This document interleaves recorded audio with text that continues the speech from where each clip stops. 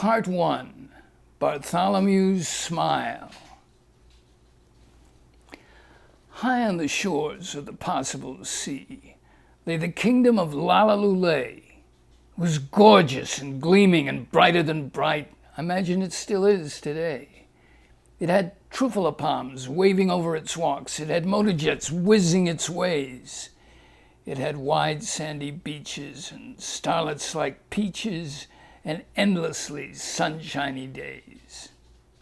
But not all the streets were so shiny and neat in Lalalay's lollipop climbs.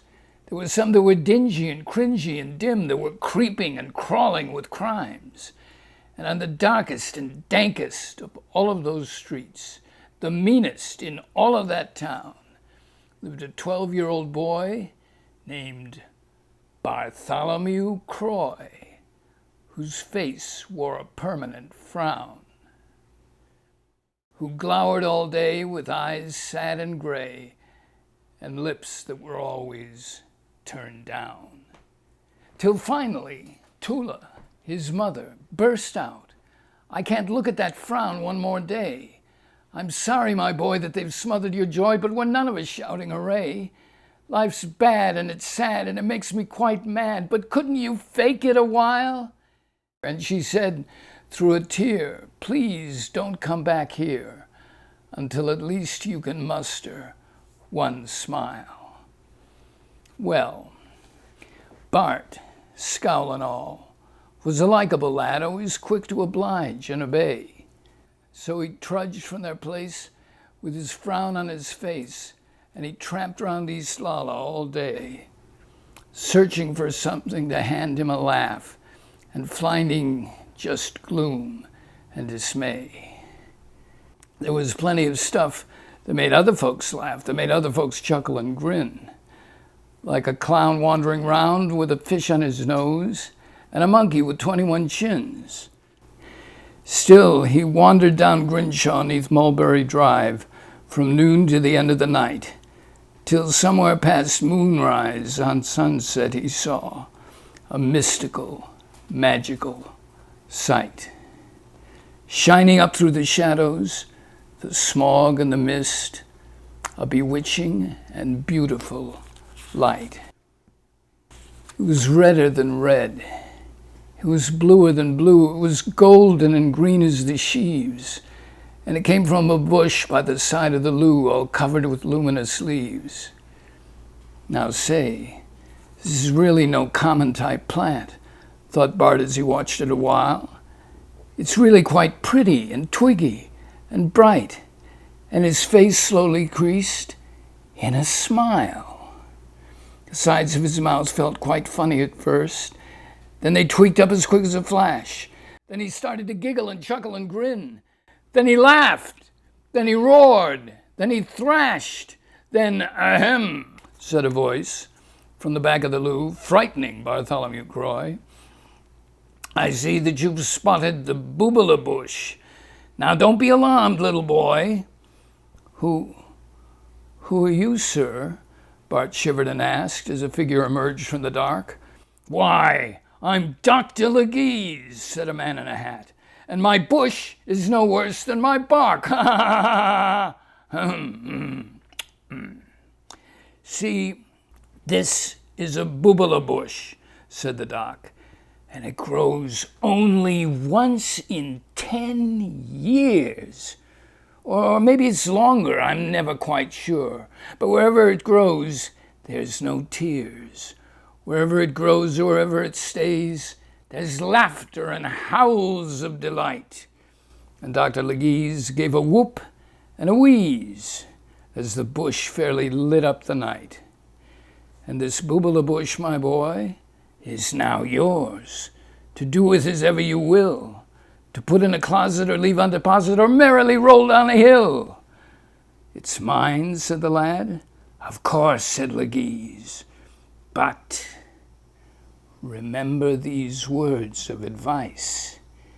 If you get a Bubbula, don't be Meshuggah. Lightning may never strike twice." And with the tip of his hat, and a snap of his spats, Leguise simply vanished from sight. Chapter 2. A Boo-Boo is Born. Bart brought his Bubbula gingerly home, and once it was safely sequestered, his mom smiled and laughed just as if she'd gone daft. And next morning they held a fiesta. There was quite a phenomenal bash all that day at Bartholomew Croy's little shack, for his Bubbula bush was the hit of the town, from La Brea to Yucca and back. And just around dawn, as the sun bounded up and the whole sky exploded with joy, a smartly dressed lass with a face smooth as glass walked up to Bartholomew Croy. "Excuse me," she said. "I don't mean to pry, but I'm really most awfully impressed. This plant is a marvel, a wonder, a find. Of bushes I've seen, it's the best. But don't think I'm snobbish. I hate all that crap. It's clear that you're not doing well. Your home, while amusing, is taken a bruising and gives off a kind of a smell. You're poor. And there's nothing at all wrong with that, but this Bubbula bush is your chance. It's your $1,000,000 story, your passkey to glory, your ticket to join in the dance." "Well," said Bart's mom, "you may just be right." "I am," said the lady. "Take this. It's my card. My name is Maxella McGee, and I work for O'Fall and Abyss. That's right in the center of Lalaloolay, near a castle called Hullabaloo, where dreamers and schemers and great in-betweeners make movies for me and for you."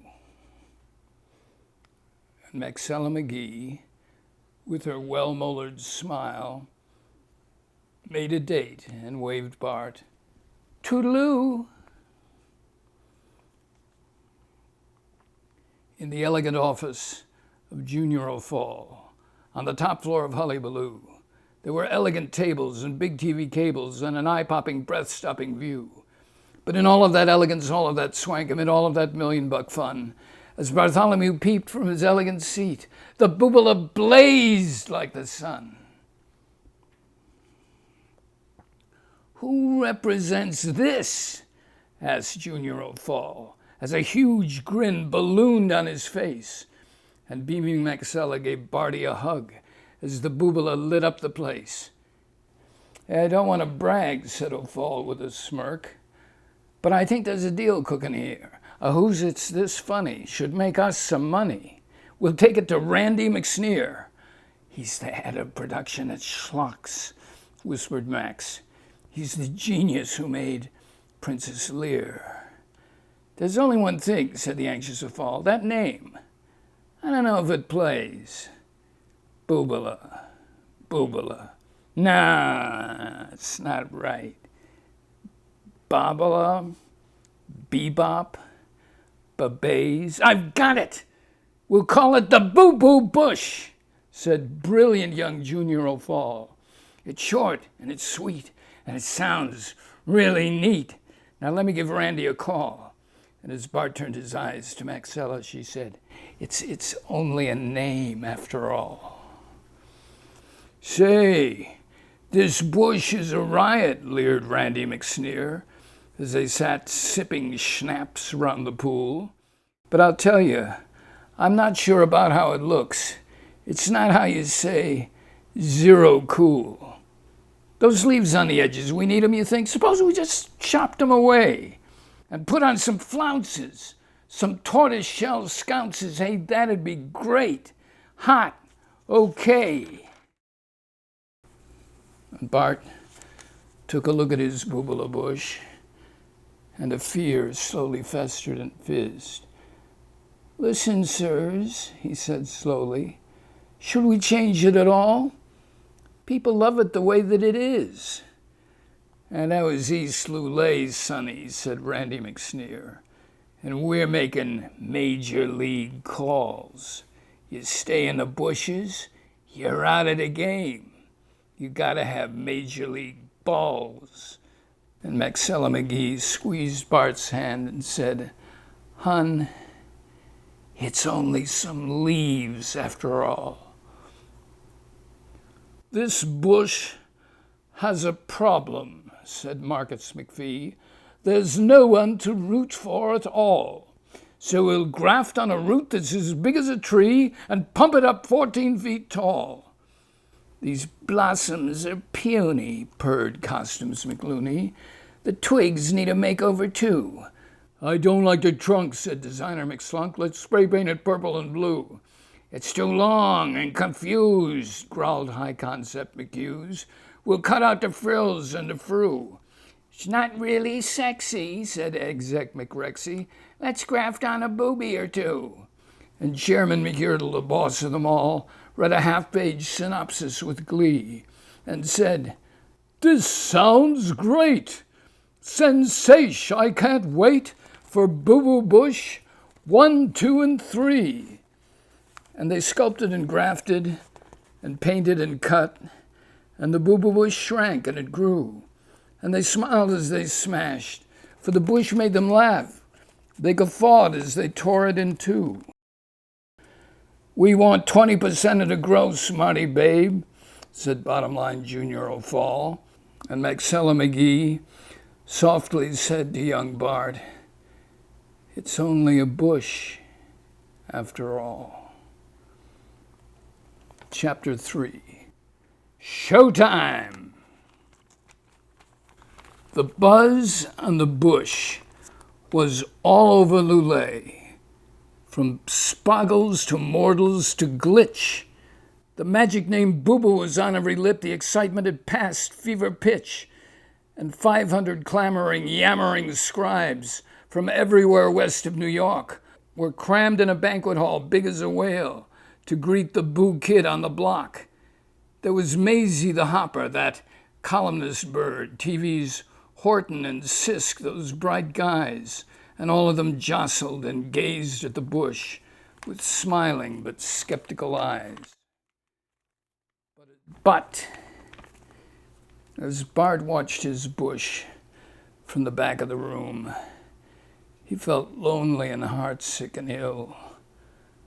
Where was his Bubbula, twiggy and bright? Where were its blossoms and frills? Where was the fun that had lit up the night? They had vanished like mist from the hills, and only a fat, trembling, star-spangled bush set up on the stage in its place, with Boo Boo in neon, wailing like Dion, flashing above it in space. "What a find!" shrieked out Maisie. "Those roots drive me crazy. Those tortoiseshell scounces are swell." "I don't know," muttered Horton, while critic Grinch Simon snarled, "Peons, away, go to hell." And Bartholomew Croy, as he stood there alone, craned around and asked Junior O'Fall, "Where's my mother?" "Oh, we left her at home. She's only a mom after all." "Where's Maxella?" "Ah, she's fired," snarled her hardballing boss. "She was only a dame after all." "Folks, now is the time," announced Johnny McSlime as the audience stood toe-to-toe. "The deluxe attraction for your satisfaction. Kill the lights, boys, and on with the show." The whole hall went dark. Not a match, not a spark, and a blinding spot splayed down on Boo.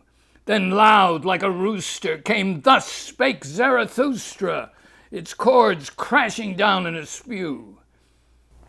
A burp of applause, some urbane hurrahs, rose up from the world-weary crowd, until something strange, a dark, eerie change, and a hush settled down like a shroud.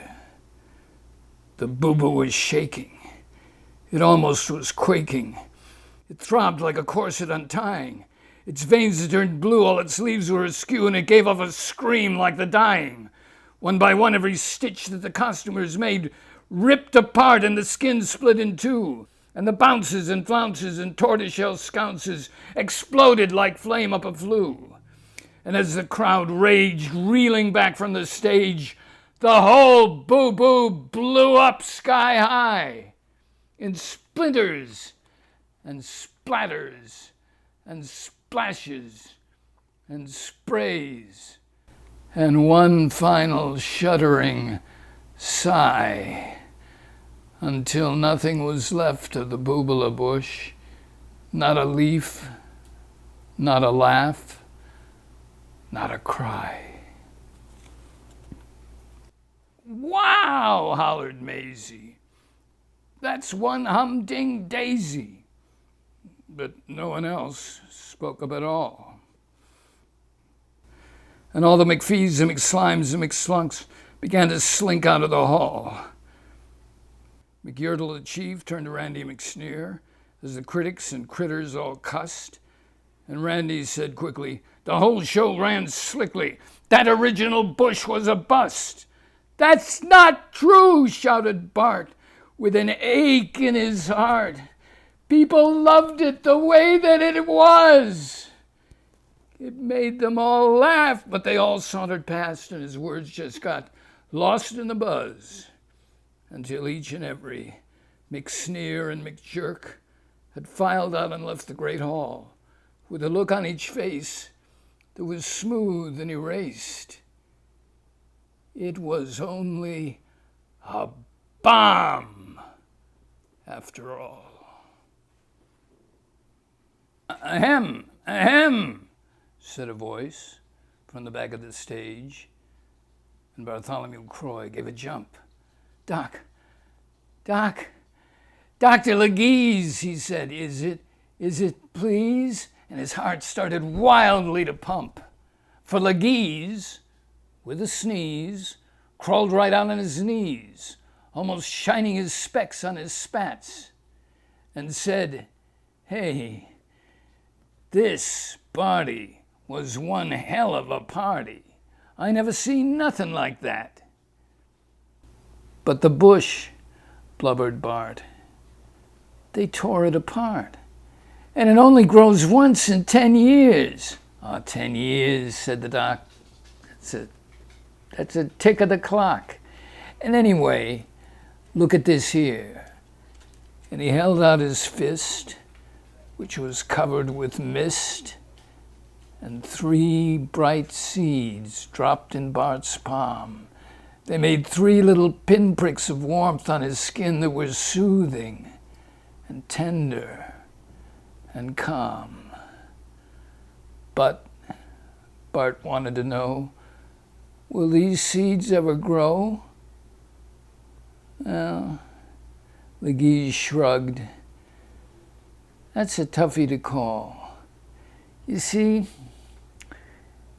maybe they won't grow up in 10 years. Maybe they won't grow at all. But if they ever should, and I'm knocking on wood, remember these words of advice. If you got a Bubbula, don't be meshuggah, a lightning may never strike thrice. Of course, in this climate, you never can tell, said Leguise as he tipped his tall hat. So, kid, take and water 'em, mother 'em, daughter 'em. And Bartholomew Croy did just that.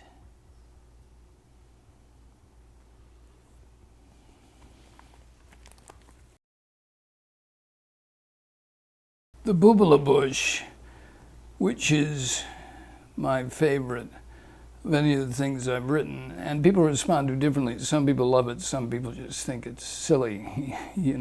Why imitate Dr. Seuss? But I got the idea because I interviewed Tim Burton, and Burton made a big point during the interview of how much he had been influenced by Dr. Seuss, how really he was one of the big artistic influences of his life. So as a kind of a joke sidebar to the Tim Burton Review, which was published in LA style in the early 90s, I wrote a little Dr. Seuss parody starring a little boy named Tim, and written in this kind of elaborate rhyme scheme, a little more elaborate even than Seuss uses himself. Seuss or Theodore Geisel, his real name. Geisel, maybe.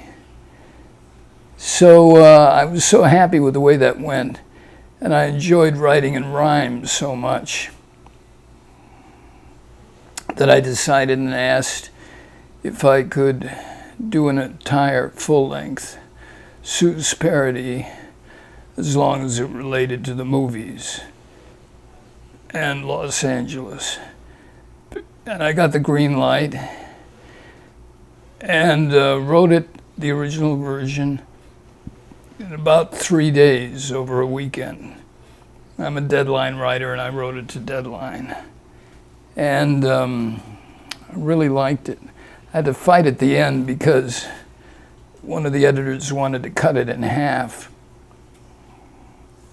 and it would have made more sense according to usual standards of publishing, but it would have lost the impact.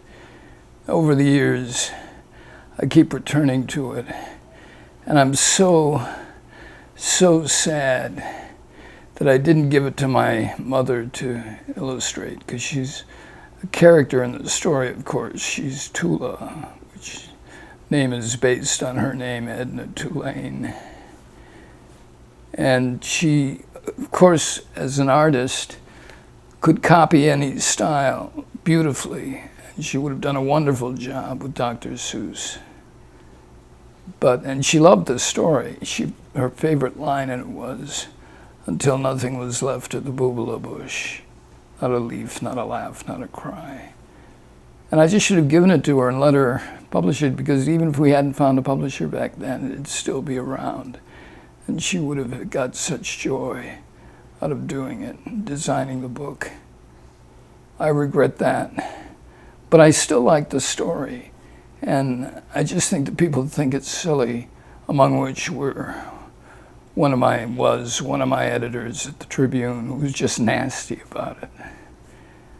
I think it works. I think it's funny. I think it's sad.